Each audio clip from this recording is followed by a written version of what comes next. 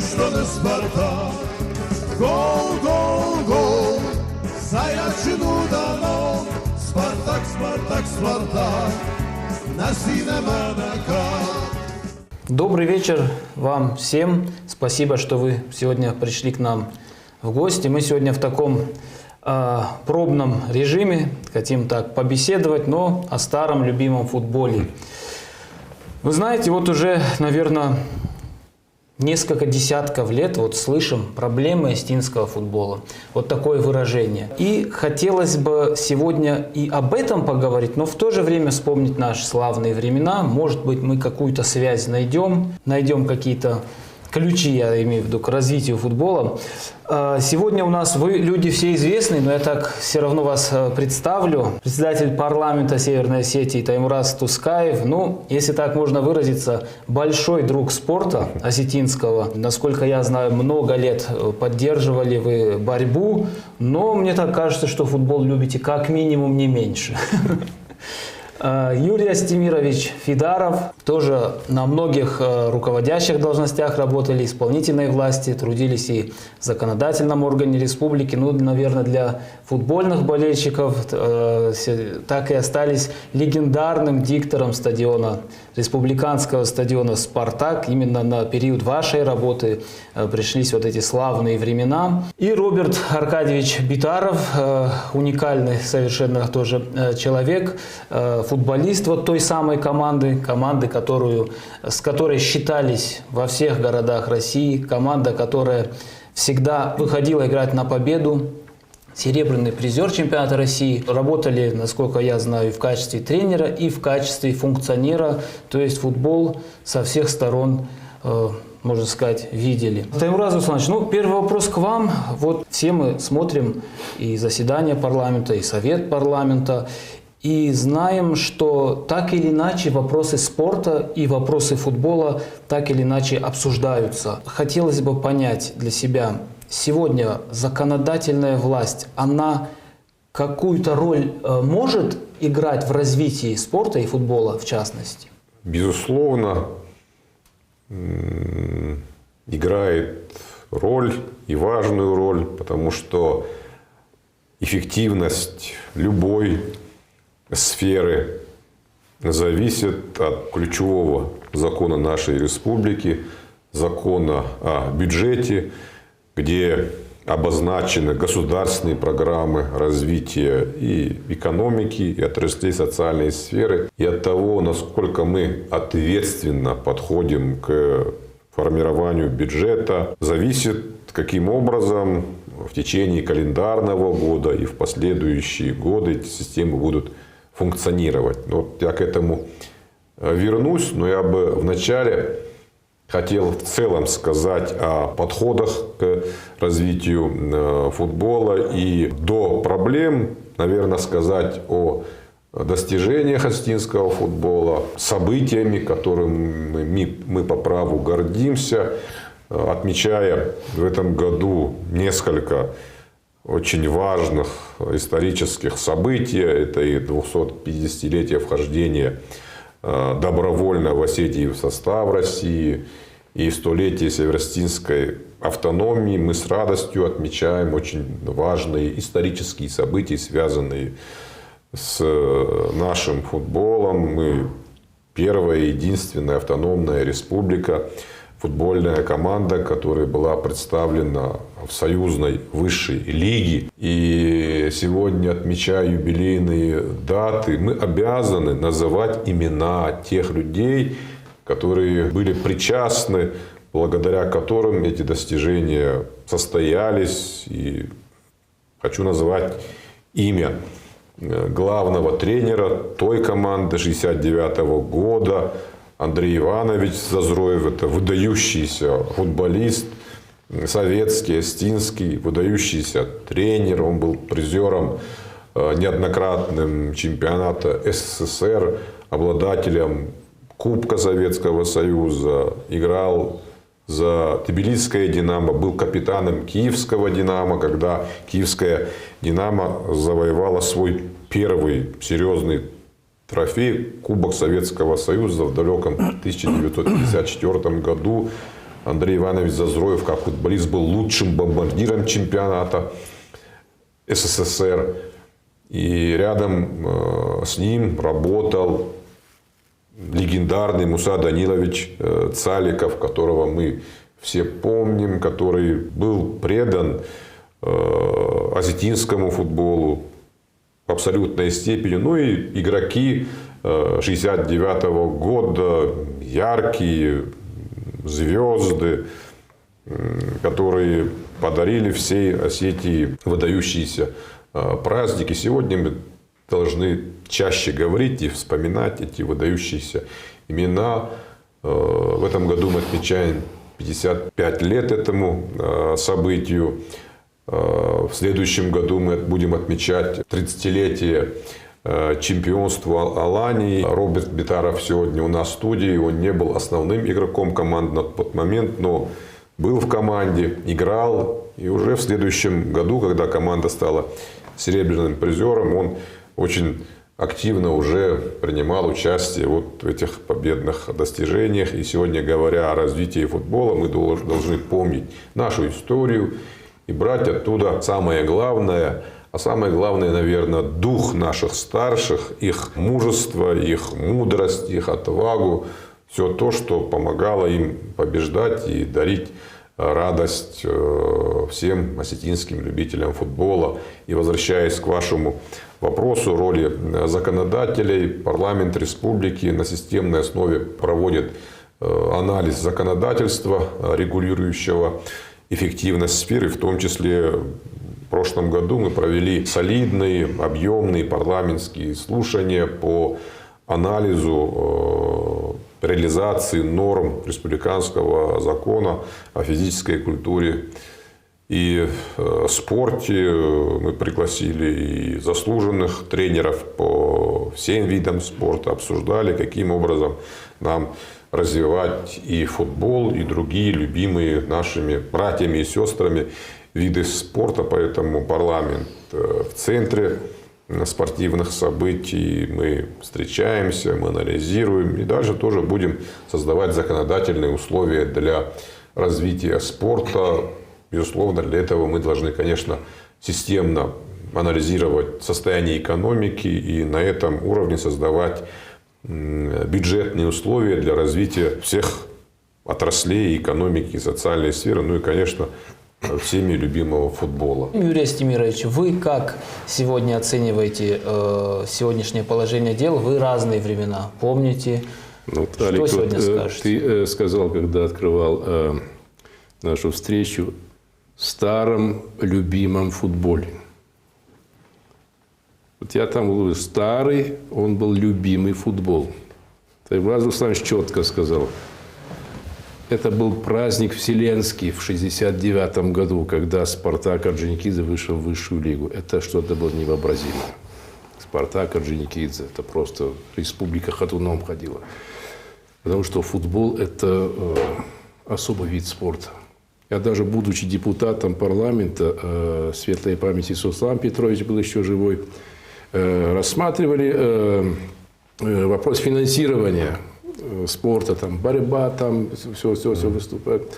Я включил микрофон, сказал, ребята, говорю, вы великие все спортсмены, олимпийские чемпионы, просто. Но, говорю, именно в 1995 году вся Осетия выскочила на улицы, когда наша команда стала чемпионом России. Футбол как был, так и есть спорт номер один во всем мире. Как бы ни крутили, чтобы ни говорили. И вот та плеяда 1969 года, у меня мысли были, почему это не реализовал, рассказать о команде первой лиги, когда они уже, скажем так, вышли из высшей лиги. И вот команда первой лиги, какие там ребята играли. Ведь стадион заполнялся до отказа. Первая лига. Ну, играли какие ребята. Тот же Игорь Зазроев. То есть та плеяда, вот сейчас вот с теми исполнителями запустить современную премьер-лигу, я думаю, в лидерах выходили наши. Это были уникальные ребята. И не было даже тех возможностей, о которых сейчас Влад Русланович рассказал. Не было ни этих искусственных полей, ни естественных. Гагаревые, да, вот Роберт не даст соврать, да, тренировались же там, да. это что-то, ну, то вдохновение, с которым ребята выходили. А после футбола шли домой, и все, как говорится, с ними здоровались, свои ребята все были. Кто даже в общем дворе жил, вот такие ребята, они все играли за нашу команду. И полный стадион, 30-тысячник, тогда был 30-тысячник, потом увеличили, ходил на стадион. Весь парадокс в том, что в 1983 году, когда мы выпали даже во вторую лигу, стадион еще больше стал заполняться, потому что давили всех просто. Бараний рог скрутили, вернулись в первую лигу. Но это говорит о том футболе. Это был советский футбол, это был совсем другой футбол. Сейчас на первом месте уже, согласитесь, да, другие факторы выходят. Какой-то рост футболистов, там и заработок совсем другой. Но почему-то, вот когда это случился 95-й год, это пик, скажем так, нашего футбола. Потом с каждым годом команда опускалась. Роберта назвали серебряным призером, да, в 96-м году, а я его называю чемпионом 96-го года. Потому что даже все мировые футбольные самые журналы, газеты уже дали итоги чемпионата России 96-го года. На первом месте Алания. Потом придумали дополнительный матч. Потом, как оказалось, я как сейчас помню, мы играли последнюю игру, я не помню, с кем играли здесь. Локомотив Нижний Новгород. Да. А я объявляю и раз, и говорю, что «Зенит» ведет 1-0. Вау, весь стадион 40 тысяч. А вот когда вы перестали объявлять, вот уже что-то Да, вот потом было, что-то там не то творится. Да, что-то не то. Народ ждал, когда «Спартак» выиграл. Потом в очень крупном цветном журнале футбольном вышла статья, интервью с Дмитрием, футболистом «Зенита», Садырин, еще один футболист был, которые сказали, что Березовский взял у «Спартака» деньги. Мы на этом его поймали, он в этом сознался. Вот эта история была, это опубликовано все. Но потом их, как говорится, задвинули, потому что, извините, это московский «Спартак». Это московский «Спартак». Та же история в том же году. В первом тайме московская «Торпеда» ведет 3-1 у «Спартака» московского. Потом мы уточнили, спросили, так было или не так. Да, Лужков заходит в раздевалку к торпедовцам и говорит: вы что творите? Юбилей Москвы. Вы кого тянете в чемпионы? И во втором тайме «Торпеда» благополучно пропускает 3 мяча. Вот такие истории были. Вот. Да, Роберт Аркадьевич, с сегодняшнего дня вы чемпион России. Однозначно. Спасибо. Вопрос к вам. Вот вы представитель плеяды игроков, еще очень талантливых, 76-й год, если я не ошибаюсь, это и Георгий Боци, очень одаренный футболист. И вы, и Тамерлан Сикоев, ну чуть младше Алан Агаев. Как так получалось, что вы из второй лиги, сразу высшей, готовы были решать задачи самые высокие, ну, выходили и вообще не тушевались, уже готовые футболисты, забиваете голы, публика вам аплодирует. Сегодня у нас, ну, как бы мы ни говорили о том, что какие-то у нас рождаются игроки новые, но сегодня в высшей лиге у нас кто молодой играет? Почему сегодня об этом мы даже не мечтаем, чтобы сегодня астинский футболист 18-19 лет вышел и там за чемпионство боролся? Ну, на самом деле, в те годы, 93-й год, когда мы были в «Автодоре», в том легендарном «Автодоре», который боролся за выход, и в тот момент в главной команде был Валерий Георгиевич Газаев, заприметил 3 футболистов, молодых, 18-летних. Это вот Боцеев, Сикоев. И меня, ну, и пригласили в главную команду. На тот момент там были легендарные футболисты рядом. Это Бахва Тидеев, это Артур Пагаев, Инал Джоев. Все наши. И проходя мимо, мы даже когда пересекались, мы даже боялись с ними здороваться. То есть это было то поколение, когда все это ценилось. Сейчас, наверное, чуть-чуть это все изменилось. И, наверное, если мы возвращаемся, почему так было тогда и сейчас, большая пропасть. На самом деле, я не помню, вот, чтобы последний Пропасть между чем? Между теми годами и нынешним временем. И футболисты тоже последние 15 лет вы мне можете сказать, кто мог бы, какие имена играли у нас в высшей лиге. Ну, были фрагментами появлялись, потом исчезали почему-то. Стабильности да, вот, как таковой может, нету. к таланту еще надо и трудолюбие, наверное. Да. Потому что А что они сейчас тот же не Хасонов трудолюбивы? появлялся в ЦСКА, да, тоже в ЦСКА появился. Там были еще ребята, да, вот засверкают, потом исчезают куда-то. Ну, играл Алан Загоев. И сборная играл, и в ЦСКА. Алан, да. Володя Габулов играл. Да. Ну, это уже Вот много лет прошло. это, можно сказать, имена, высокие имена. После них, кто у нас в сборную попадал, я не могу вспомнить. Много времени прошло с тех пор, и нету талантов, которые бы вот сейчас могли бы себя зарекомендовать. Нет, ну вообще же в то время... Может, таланты есть, но вот опять-таки, может, все дело, вот, извините меня, пацан получил хороший контракт, зачем ему еще, извините меня, мучиться? Да, мне кажется, и тогда были хорошие контракты, нет? У вас Я плохие не были? знаю, может, в воспитании дело, я не знаю, потому что надо же к чему-то стремиться. Сейчас никто из России не стремится на Запад, потому что огромные деньги платят.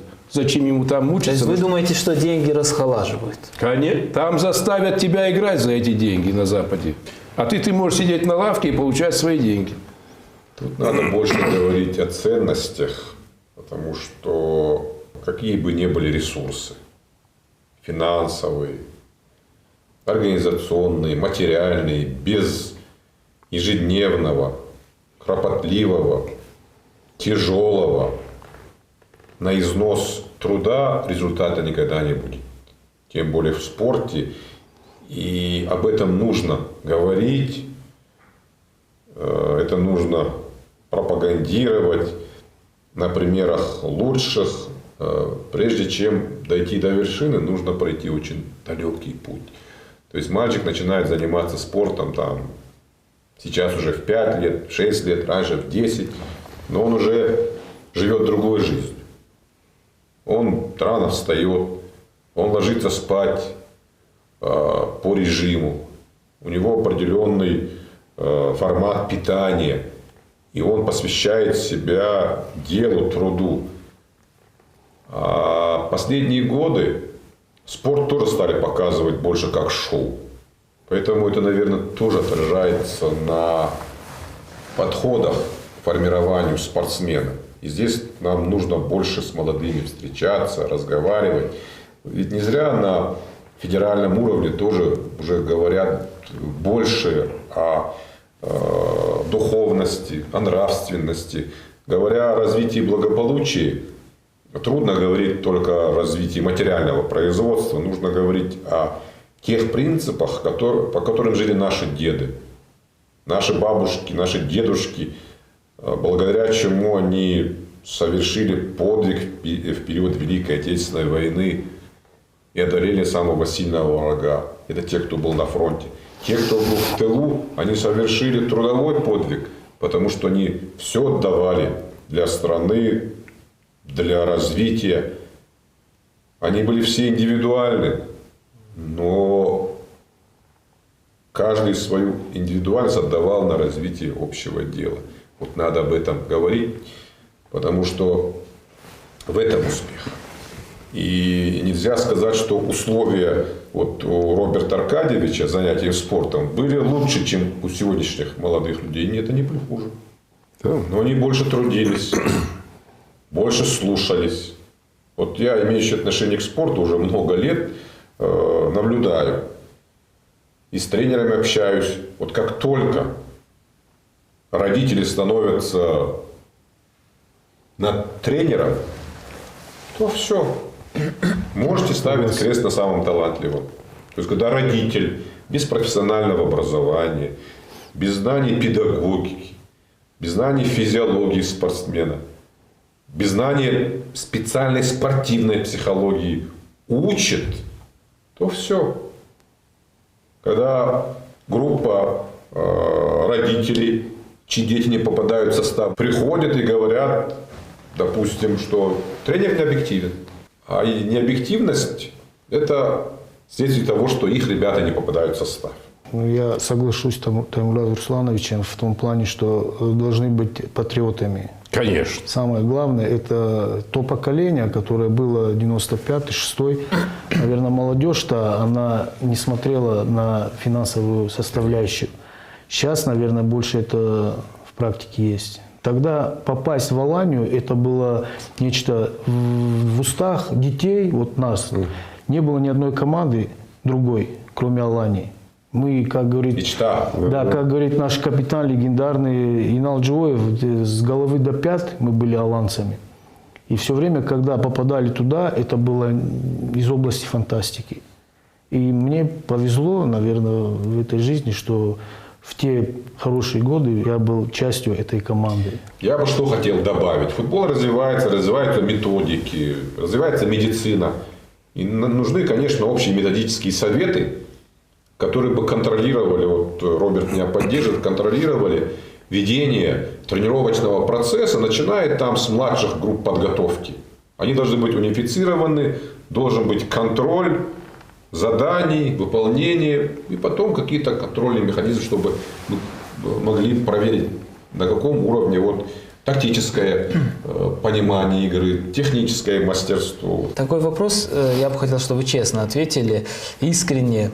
Мы много лет уже считаем, что футбол, ну, это для нас, для осетин, что генетически в Осетии футбол всегда был, есть и будет.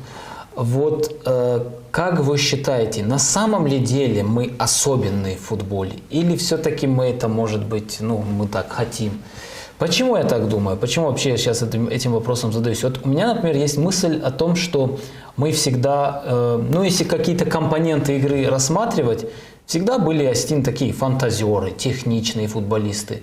А сегодня, как, наверное, вы следите, вот, особенно если западный футбол включить, ну это как будто вообще другой вид спорта уже. Там все идет уже в силовой манере, в бег, в выносливость. А вот в этом, Роберт Аркадьевич, как будто бы мы никогда особо и не преуспевали. И сегодня, когда я смотрю, я вот думаю, а что нам мешает так играть? И вот я задаюсь вопросом, смотрю я вторую лигу, первую лигу, включаю там Лигу чемпионов уже. Что нам мешает? Там, как говорят, мяч круглый, поле ровное. И я задаюсь тем, что как будто бы пока мы не будем так бегать, пока вот такого здоровья у наших ребят не будет, да, даже не о чем мечтать. А почему уже вот у них такие возможности, я не знаю. Это может быть уже, кстати, Таймур Русланович, вопросы инфраструктуры, потому что, мне кажется, настолько далеко там все зашло, что там и вот о том, о чем вы говорите, и методы тренировок, и восстановительная часть, и условия. Может быть, в этом? Не знаю, я бы хотел, чтобы на эту тему я думаю, тут поговорили. профессионал, который знает методику подготовки. Да. Да, ну, в 2020 году у нас в республике построили академию футбола и со всеми условиями. И за это отдельная благодарность Вячеславу Зелимхановичу за то, что за эту идею.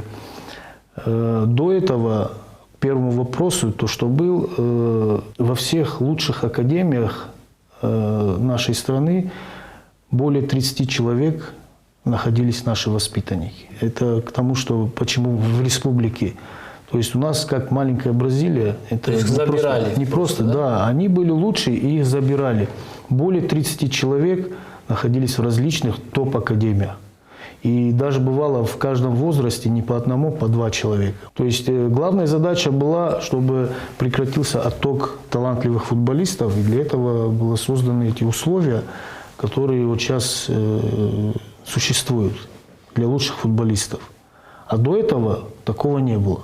Поэтому, если отвечать на вопрос, у нас очень талантливые дети. И этих детей нельзя куда-то распускать в раннем возрасте, кто-то может потеряться, и все-таки менталитет здесь один. А, наверное, многие потерялись, да, иначе сейчас эти имена бы знали. Да, вот эти из 30 человек, наверное, если 2-3 человека, как говорится, выстреливают, то это хорошо.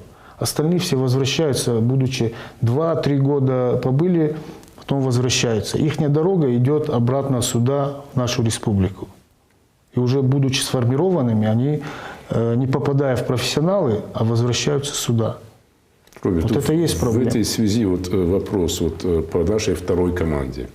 Ну, спасибо РФС, они сохранили наше место, профессиональный статус сохранили, хотя мы заняли последнее или предпоследнее место во второй лиге?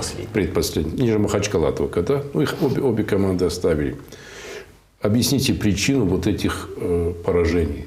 Поражению рознь. Просто как в хоккей играют. Для хоккея даже 8-0, 7-0 это большой счет. Ну, если начать... Вот потому что люди спрашивают, что начать происходит. изначально, насколько мне известно, эта команда формировалась для того, чтобы в случае главной команды выхода в высшую лигу, ей необходима была молодежная команда. А молодежная команда по требованиям РФС, она должна быть до определенного возраста. И каждый последующий год туда входили в эту команду молодые ребята. Основная часть их была с академии, нашей академии. Спустя год отбивались, и дальше опять новые ребята туда входили. А те, которые уже на выходе, вот им куда? Раньше было у нас 4 команды, куда можно было им продолжать их практику. Я уверен, что это талантливые ребята, которым, возможно, еще год-два нужно было для того, чтобы раскрыться. А получалось, что у кого-то не получилось попасть в команду, у кого-то по разным причинам. И терялись те футболисты, которым необходимо нужно было еще... А это же, извините меня, это просто преступление. Готовить команду, игроков в академии. 18 лет, сезон поиграл, ему говорят, так, теперь до свидания. В них и средства вкладывались, их готовили. А им, как вот Роберт говорит, еще пару лет бы, они уже, как говорится, уже выстрелили бы. Нельзя как-то это применить. Ну, пусть команда в чемпионате республики, я не знаю, я, может быть, опять же таки, не навязываю свое мнение, но мое мнение, наверное, в этой команде должны были быть взрослые, опытные футболисты, хотя бы 3-4 человека, за которыми бы эта молодежь тянулась. Это, опять же таки, это можно включать 2-3 человек? Можно, это, опять же таки, решение руководства. Ну, которое... я не знаю, потому что комплекс неполноценности просто у ребят может выработаться. А вот вопрос у меня, Таймураз Русланович, такой, он немного и исторический, но который переходит в современные реалии. Вот 93-й год, о котором сегодня Роберт Аркадьевич вспоминал, Юрий Стимирович тоже, Автодор. Автодор был совсем близок к выходу в высшую лигу. Да. Маленькая Осетия могла получить 2 команды высшей лиги. Я те времена так хорошо не знаю, но опять-таки, вот как Юрий Стимирович сказал, поговаривают, что якобы тогда руководство республики, ну, грубо говоря, сказали, хватит нам одной команды, и вы играете где-то. Ну, Автодор Олаф это частная была команда, Олег Фраев тогда. Вот как вы думаете, было что-нибудь по-другому, выйдя Автодор в высшую лигу? И второй вопрос. Вот, может быть, вы как с точки зрения даже своей сегодняшней деятельности скажете, сегодня как-то можно такую команду в республике возродить, как Автодор, или же это вот нужен такой человек, как Хасан Хамидович Албегонов? Вот как вы считаете? Можно возродить, но мы должны понимать, что сегодня футбол – это индустрия. Если возвращаться к 92-93 году, нужно учитывать и общественно-политическую ситуацию, и экономическую ситуацию. В стране это было совсем другое время. Автодор был уникальным клубом. Автодор прошел путь от лидера любительского футбола северо-осетинского, одного из лидеров, до команды второй, а затем первой союзной лиги. И действительно там собирались лучшие представители нашей молодежи, играли.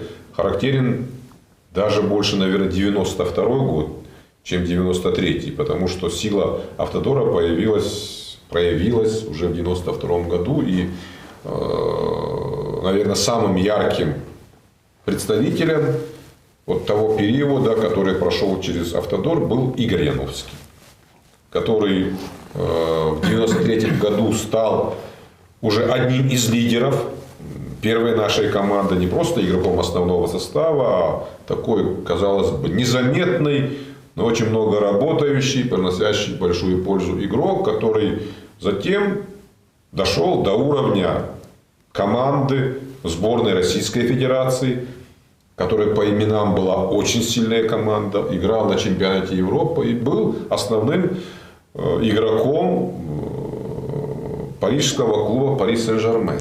Поэтому нужно выстраивать систему, крепкое первенство республики, где все талантливые игроки, выходцы из футбольных академий играют, растут, обрастают интеллектуальными и физическими мускулами.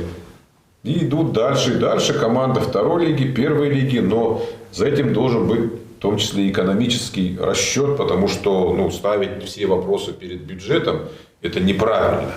Потому что есть вопросы приоритеты медицины, культуры, других отраслей социальной сферы. Поэтому мы должны, если мы на уровне футбольной академии потратились, на уровне детских школ Владикавказа, районов потратились, то мы должны формировать уже адаптированную к современным футбольным реалиям футбольную инфраструктуру. Закреплять игроков, продавать, зарабатывать и таким образом выстраивать систему.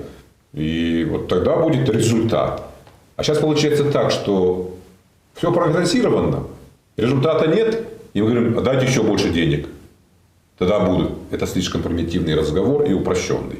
Поэтому надо провести системный анализ работы футбольных школ, результатов, методик, ответственности и руководителей, и тренеров, дать оценку, закрепить, а потом дальше наращивать и финансирование, и все, и стремиться к тому, что вот эта футбольная вертикаль выстраивалась. Потому что если вот Роберт Аркадьевич говорит о том, что на момент формирования футбольной академии 30 ребят наших играли в других, не слабых футбольных академиях, с большим финансированием и не выросли.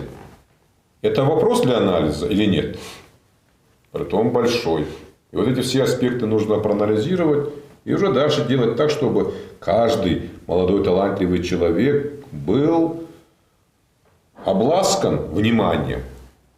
А потом уже после того, как мы его обласкали, надо с него требовать, чтобы он работал, трудился, боролся и достигал результата. Вот.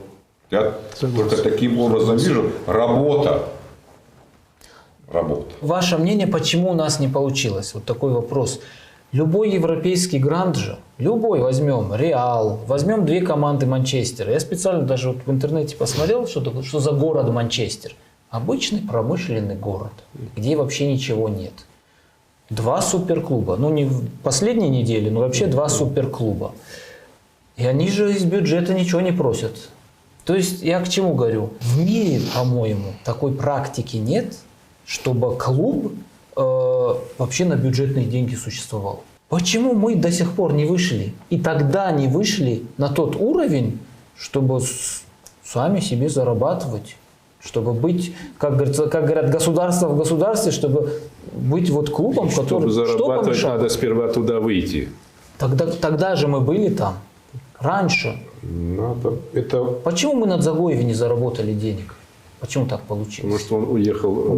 Ну так почему он уехал? Я к тому, что почему не получилось выстроить. Уже тогда был в Осетии провал, согласимся, да?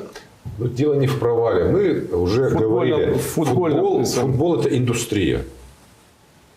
Индустрия по подготовке спортсменов, индустрия по выстраиванию элементов рынка, покупки, продажи игроков.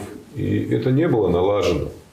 То есть цивилизованной системы, которая бы позволяла отслеживать игроков, видеть таланты на начальных стадиях роста и развития спортсмена, ее не было тогда. Поэтому и не состоялась. А сегодня она есть? И сегодня ее нет. Потому что часто же пишут о том, что футбольные механизмы не совсем прозрачны. Я не хочу сейчас об этом говорить, но это нужно разложить и, как для любой системы, выстроить финансовую модель функционирования футбольного клуба, начиная от академии и кончая уже командой мастеров. И к этой финансовой модели подключить всю футбольную инфраструктуру нашей республики. Это нужно просчитывать, об этом нужно думать, сидеть. Ее нет. Но это нужно делать для того, чтобы, вот, как вы сказали, чтобы у нас были примеры того, что клуб самодостаточен. Потому что бюджет – это уровень детско-юношеского футбола, когда идет финансирование. И тут тоже надо, конечно, улучшать ситуацию. Но дальше нужно уже на уровне более высоком научиться зарабатывать средства. Но зарабатывание средств не должно являться целью в данном случае существования футбольного клуба, но и как методом самодостаточности, присутствия на таком серьезном футбольном уровне. То есть мы это пока не умеем. Давайте подумаем и вместе этому научимся. А кто это может? Вот кто может? В свое время давно я общался с Юрием Фарзуновичем Газаевым. И он сказал, я предлагал уже в 90-е вот это сделать академию. Мы не покупать должны, мы продавать должны игроков. То есть таланты, есть, и надо было тогда уже делать. Я предлагал, но тогда не сработало. Сейчас, слава богу, вот Вячеслав Зеленканович вот эту идею притворил в жизнь. Я уверен, что все-таки наша футбольная академия все-таки выстрелит. Выстрелит, потому что эти ребята, они не могут раствориться. Не могут раствориться. И тут, я думаю, вот самое главное, вот базу, вот эту основу, то есть, чтобы был вот этот костяк молодых талантов, из которых можно было выбирать. Потому что был последний, нормально мы вылетели из высшей лиги в 2005-м, да? Не из-за того, что денег не хватало. Тогда, насколько Евросоюз, да, содержал команду, да? Деньги были, но команда вылетела. Идеально вы как видите вообще развитие команды? Это должен быть частный клуб, меценат, вот как сегодня. Меценат, конечно. Государственно-частное партнерство какое-то. Как вы ее видите, чтобы здесь футбол развивался? Мы вот что-то. Физическая культура и спорт – это очень важный элемент государственной политики. И уровень дополнительного образования, это детско-юношеские спортивные школы, это функция обязанности государства.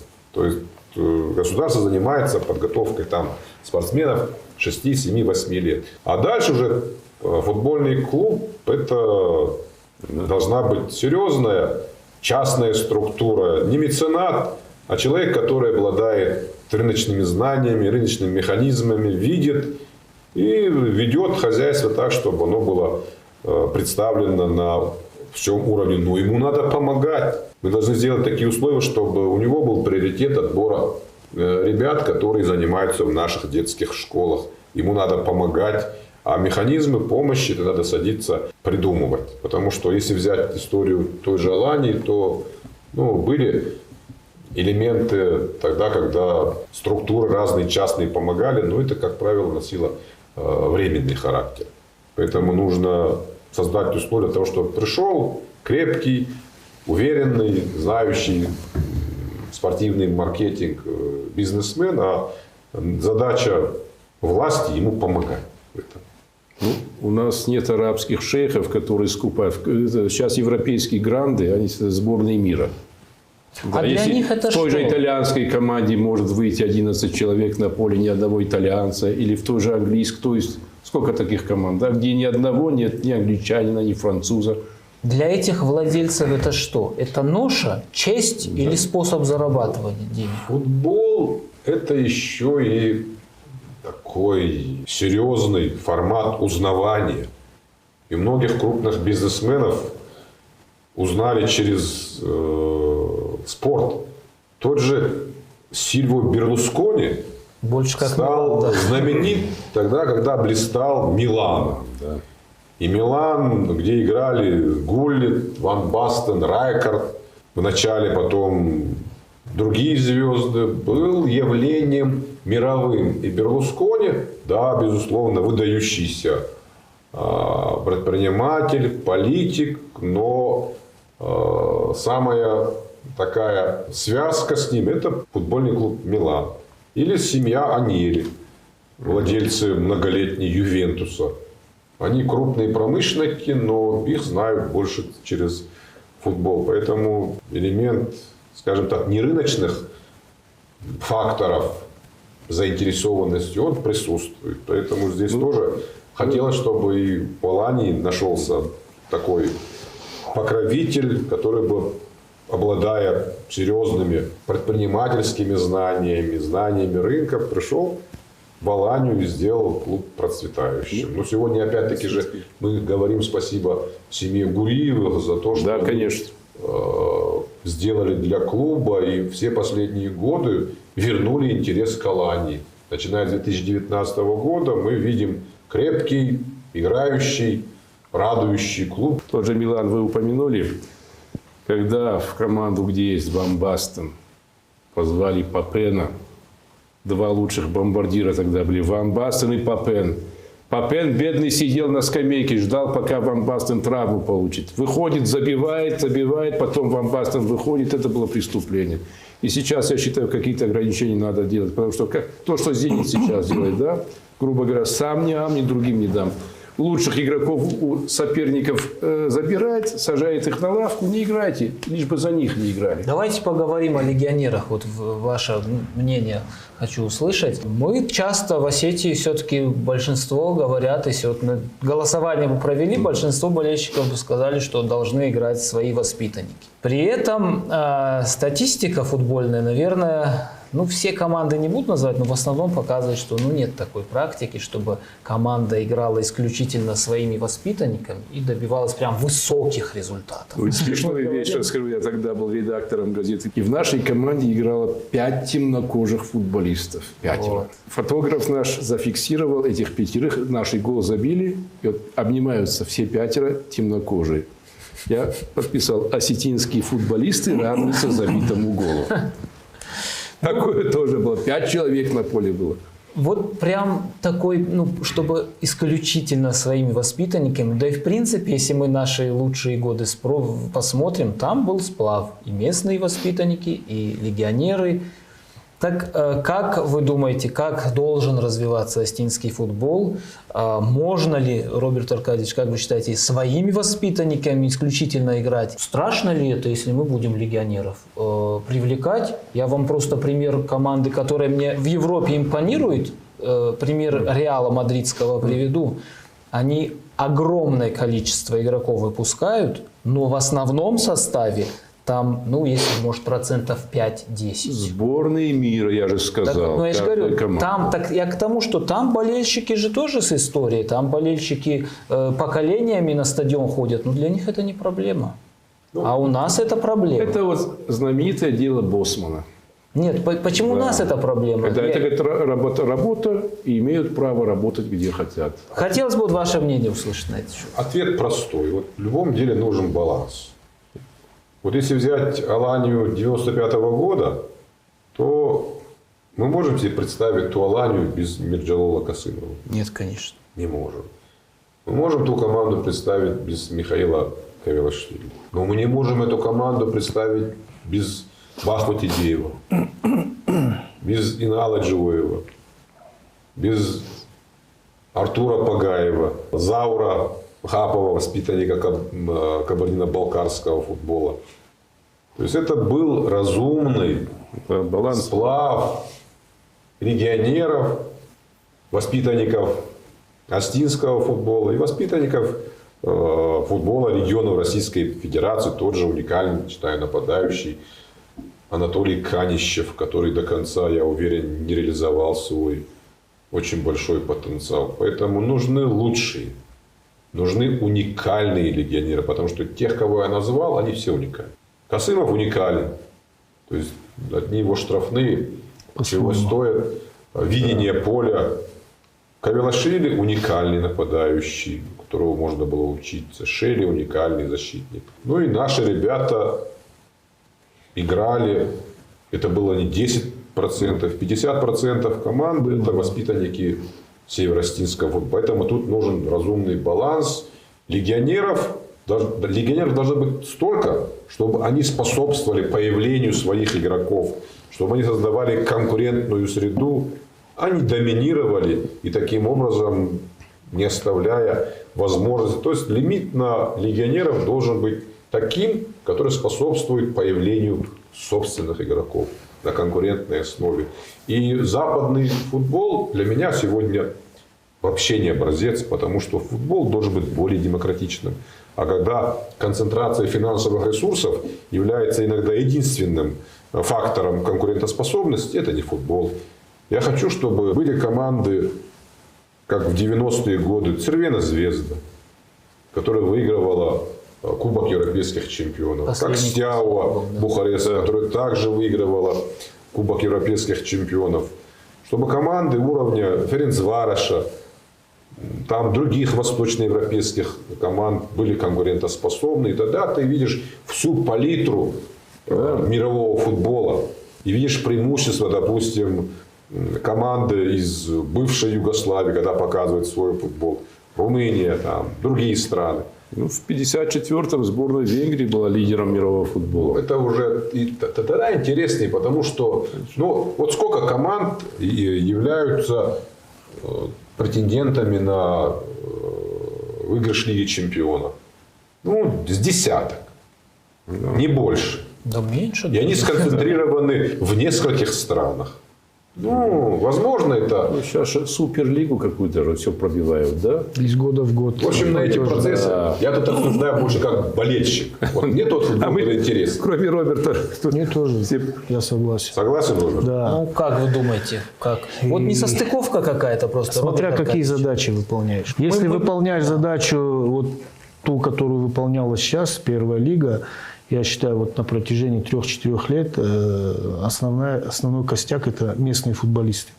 И они довольно-таки неплохо справлялись. Можно решить задачу. Конечно. Выход в высшую лигу можно решить, но дальше уже, я уже соглашусь, В принципе, Да, конечно.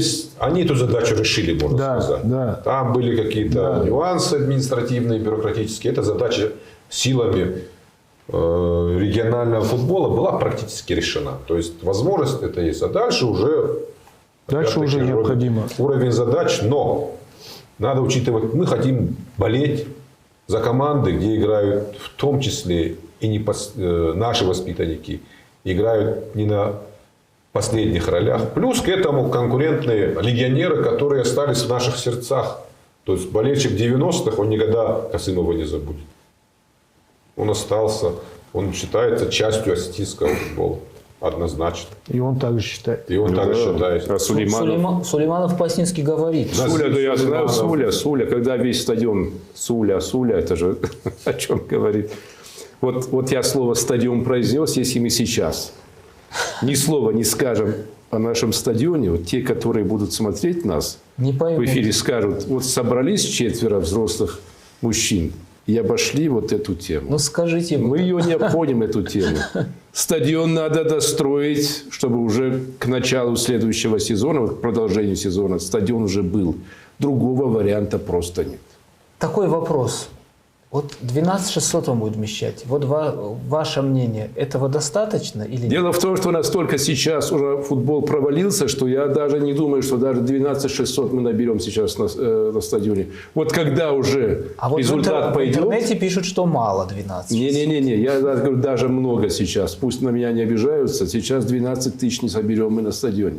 Вот когда результат пойдет, я же сказал, что во второй лиге команда стала собирать больше, чем в первой. Потому что всех давило. Был футбол. Пойдет футбол, я думаю... Так, чтобы результат был, нужен 12-й болельщик. Конечно. Полный стадион. Но если бы 12 тысяч сейчас пришли, 12. Они бы погнали. Погнали, да. бы Тот же команду. Сергей Даду, как говорит, когда первый раз говорит, я попал и вышел на поле, ноги сами понесли, когда 40 тысяч. Хороший футболист был. А по поводу стадиона, мы все хотим лучшее. Вот то, что стадион строится, это хорошо. То, что в ходе строительства ставятся новые задачи по улучшению возможностей спортивного объекта, это тоже хорошо.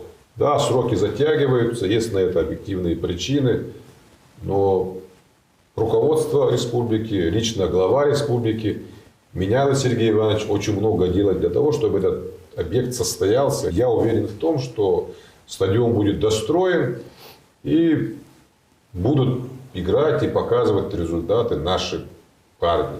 Абсолютно уверен в этом месте. То, что касается сроков, то объект важный, нужный, и он должен функционировать на долгие годы вперед. Уверен в том, что в ближайшие периода завершится строительство. Будем надеяться, что... Ругают тех, кто что-то делает. Вот можно было стадион оставить в том виде, в котором он был, и ничего бы не было бы. Никто бы стадион не вспоминал. А сейчас идет развитие. Да, хотелось бы всем нам, чтобы он был и в прошлом году построен, и в позапрошлом году. Но нужно набраться терпения и подождать. Для нашей молодежи необходимо... есть дети, которые родились и не знают, что такое стадион, уже выросли. Уже, да. А те дети, которые уже ходят в школы, в академию, для них необходимо, чтобы воочию видеть своих кумиров на большом стадионе, как это было раньше. Атмосферу почувствовать, единение. Да. Потому что стадион объединял всю республику, когда несколько десятков тысяч со всех городов, сел собирались, были едины в своем желании поддержать, были едины в своей радости. Это был сильнейший фактор объединения республики. Я уверен, это скоро это вернется. Это правильно. На том стадионе волну можно было запускать. На этом можно будет запустить волну? Ну, Слишком вопросы. потому что Юрий Ясневич видит как диктор. Он видит я стадион вот так, запускал, как когда на волну ладони. начинаем оттуда и пошло. Я думаю, вот вы сказали о зрителе. Уверен в том, мы с вами не первый день в футболе, да? 3 подряд выигрыша, неважно, во второй лиге команда, в первой лиге команда, 3-4 выигрыша подряд, стадион будет полный. Да, конечно. Вот и все. Поэтому... А потом у них шансов не будет проигрывать. А потом у них шансов не будет. 4-й, 5-й уже. Да, это... Конечно, там... Ну, все-таки, чтобы вот сейчас, как говорится, оттолкнуться, чтобы развитие такое пошло, ваше мнение, что нужно? В первую очередь, главную команду как-то поднять или же молодежь? Вряд ли получится все сразу. Вот вы же про легионеров сказали. Мы сейчас легионеров таких купить не сможем. А там нельзя не сразу. Там надо и молодежь сразу. И Косылова мы не купим. Получается, надо своими. Ну как?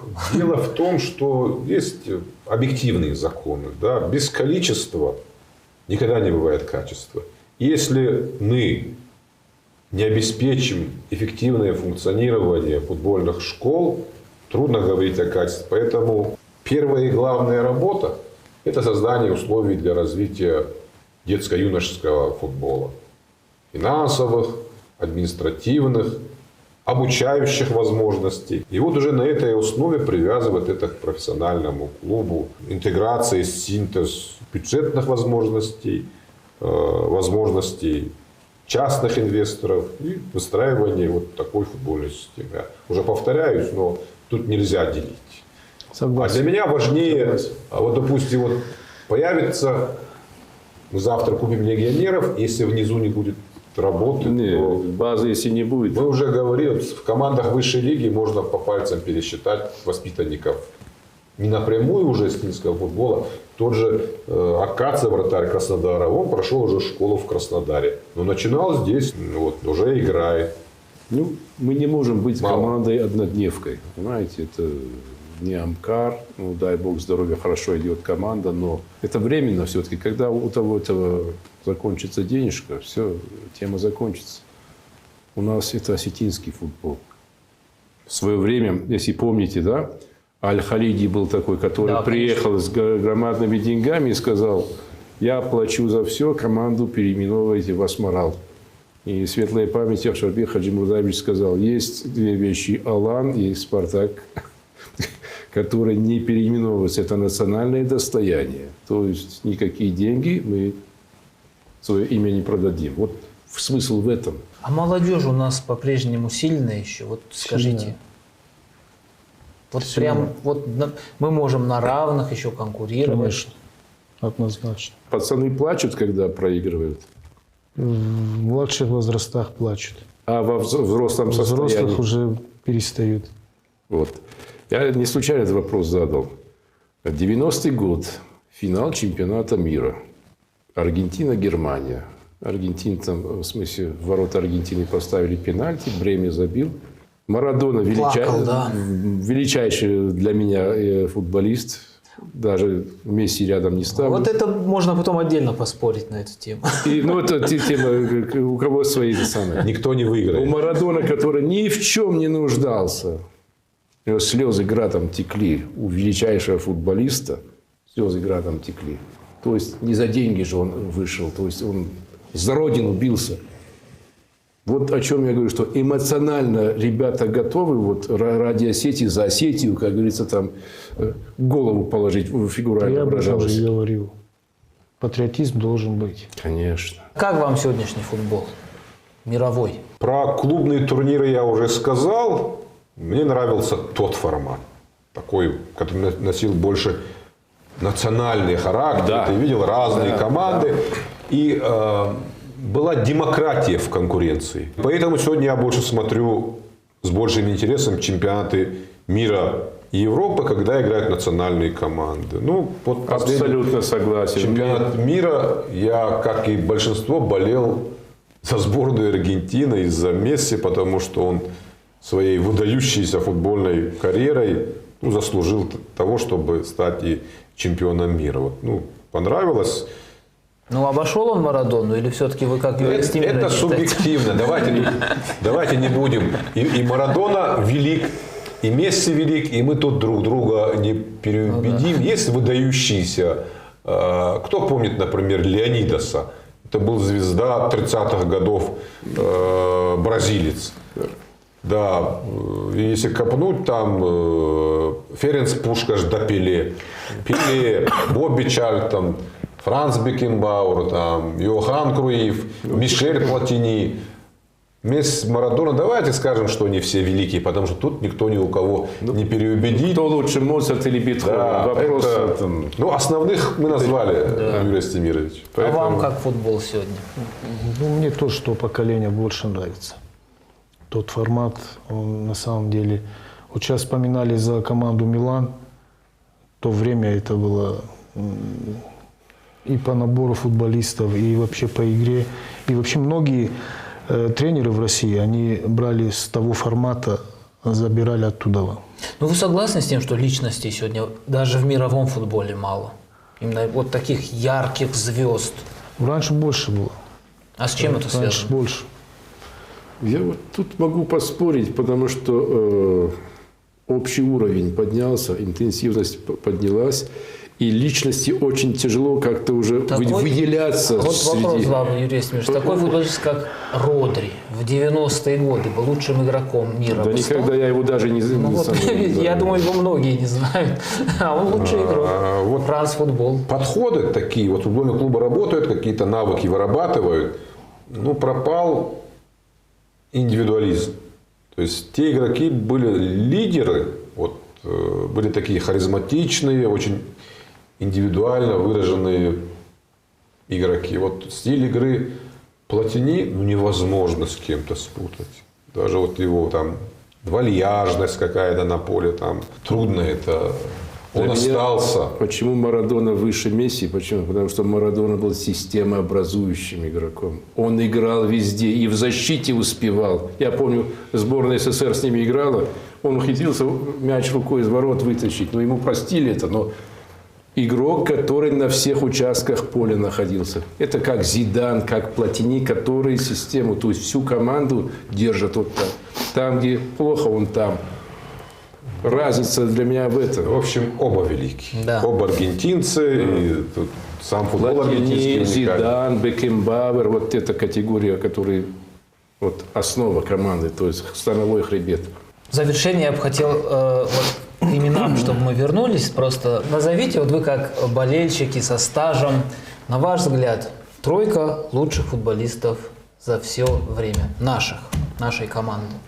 Ой, И матч, который вам больше всего запомнился. Остальные обидятся. остальные. А поэтому я троих говорю. Я же не одного говорю. Давайте троих. как я что? Но я скажу, что команда 95-й год. Вся команда, да. Вот видите. Потому что я знаю и был в этой команде, и это был именно коллектив, сплоченный, поэтому и добились результата такого. Я тоже Роберту по-своему. Аркадьевичу трудно, конечно, выбрать, потому что на него больше обидеться. Может быть, Это невозможно, да. Ну, тут как вот любимцы были. Ну, допустим, как Эрик Камбалов, вот такого любимца болельщиков я не помню. Ну давайте тогда назовите вот сколько вы можете. То есть Таймураз все Усманович, были. по-моему, может троих Да, назвать. любимцы. Нет, я тоже пойду по пути, Да. когда назову, как болельщик, Конечно. назову не 3, а допустим вот 70-е годы, да, вот когда я начал увлекаться футболом и продолжу мысль Юрия Стемировича. Вот когда Эрик уже завершал, он иногда садился на скамейку запасных. Было такое. И я не помню больше другого случая, чтобы весь стадион начинал кричать «Эрик! Эрик! Эрик!».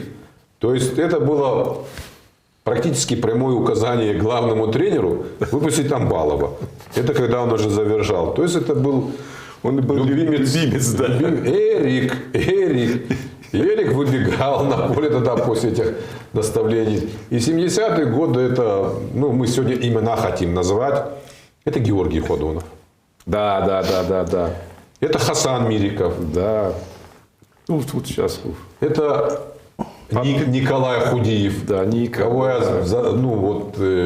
лидеры той команды. 80-е годы, ну, сейчас никто не помнит. Попел это вообще легенда у нас. Таймураза Козырева. Да. Геннадия Коркина. Сафрониди, Жигули. Геннадия Фролова. Афанаса Сафрониди.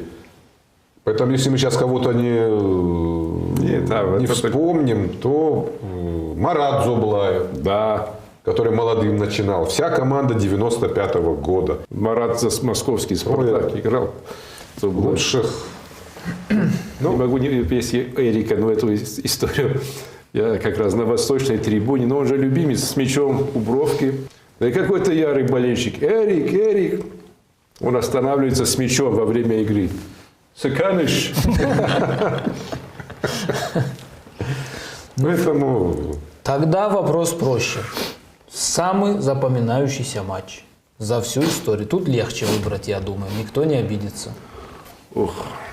Давайте. Тоже для наших молодых зрителей, что может кто-то... Я назову парадоксальную вещь, сейчас скажу. Матч с ташкентским «Пахтакором», который мы проиграли 3-4. Я слышал за этот матч. Выигрывая. Нет. Проигрывая 2-0, 3-1, 4-1. Это Касымов там тогда играл. Тогда у них Яновский еще стоял на воротах. Яновский, да. Касымов играл тогда. Тогда у них Скорее играл всего. Скорее всего. Аганесян, тогда была Шквырин. Была... Шквырин, да. То есть это была сборная своего рода. То есть Харен Аганесян у них играл. То есть мощнейшая была команда. Но как наши, то есть Яновский тащил все. Хотя он был на закате, как и он брал. Ну, Шквырин, суперфорвард был. Но мы бились до конца, весь стадион встал и аплодисментами провожал свою команду. За то, что бились до конца. Хоть проиграли. Болельщики чувствуют. Да, конечно, это была битва. А я назову, наверное, матч, который мне запомнился как матч предвестник чемпионства Алании. Это был не 95-й год, это был 94-й год, насколько мне память не изменяет. Это была первая победа, знаковая, наверное, над московским «Спартаком». В 94-м году. 4-й. В 93-м 1-1. 1-1, да, точно. 94-й Бах год. Ватидеев. И Бах Ватидеев дальним ударом забил очень красивый гол. Это была первая победа над московским «Спартаком», над уникальной командой, которую возглавлял уникальный тренер Олег Романцев. Это был очень сильный «Спартак» по именам. То есть, если сейчас это перечислить, то можно будет каждого охарактеризовать как выдающегося игрока. Московский «Спартак». И была очень упорная борьба, такая, вы помните. Вот эту игру я запомнил. Это было, мне кажется, началом чемпионства и сформировало в команде дух победителя, придало уверенность в том, что эта команда станет чемпионом. И Вот это запомнил в я. газете «Спорт-экспресс» вышла целая полоса Леонида Трахтенберга, их пресс-секретаря. так что там Как это травмировали, да? было во Владикавказе. Да. Я бы, наверное, все игры со «Спартаком» выделил. Все вот эти. Они однозначно были как дома, так и на выезде. Это принципиально. Одну игру, только что мы дома сыграли 1-1 с удалениями. 4 удаления, да? Да. Вот это было смотреть и, наверное... Это 95-й Да. год была игра, да. Но все равно выделил бы, наверное, игру Боруссии Дортмунд на выезде. Да, Когда мы сыграли 0-0. Героическая И ничья, героем можно было назвать вратаря нашего Хапа, Хапова Заура. Ну, тогда он не в совсем хорошей форме был, я имею в виду лишний вес. Но он творил просто чудеса. Эх, на последних минутах Инал, как он, защитник. Да. Вот эта игра была тоже как вот показательная для молодежи. Нужно было крутить. И Пересматривать. 3-3, когда со «Спартаком» сыграли, когда судья добавил столько, сколько пока они не сравняли. Не, ну по престижу футбольному, вот я с Робертом согласен. Потому что сама игра, счет ни о чем не говорят. Но если сейчас провести анализ состава Боруссии, в Боруссии играло несколько чемпионов мира 90-го года, чемпионов мира, больше половины команды, плюс Шапиюза, это был известнейший европейский форвард, поэтому... Так через 4 года эта команда выиграла Лигу чемпионов. Эта команда, этот тренер. А Замер лучшим игроком Европы стал. Да. В общем, подготовили их наши ребята к триумфу в Лиге чемпионов. Мадридский Атлетико после Кубка Президента тоже Лигу чемпионов выиграл или чемпионат Испании. Чемпионат Испании. Да. Кстати, вот насчет денег, вот я вспомнил, в составе Атлетико играл Любослав Пенев, игрок сборной Болгарии. У него интервью берут. Вот, говорит, мол, Алания потому сильна, что, говорит, финансирование. Он им сказал, говорит, вы знаете, не деньги играют. А то бы чемпионами мира были арабы, а не нищая Бразилия.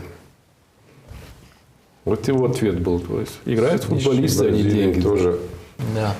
На позитивной фразе кто сможет закончить? Футбол у нас обязательно будет, потому что... Почему? Потому что это наш вид спорта. Это осетинский вид спорта. Никуда мы от этого не денемся. Без футбола Осетия не сможет. А если не сможет, значит, у нас будет футбол. Но нельзя в Осетии без футбола. Футбол характеризует дух народа. Стремление и способность побеждать. Они никуда не делись. Все. они никуда не денутся. На самом деле. Ирет Ражма. Іри, що не Спартак, гол, гол, гол, Зайчину дано, Спартак, Спартак, Спартак, на сіне мене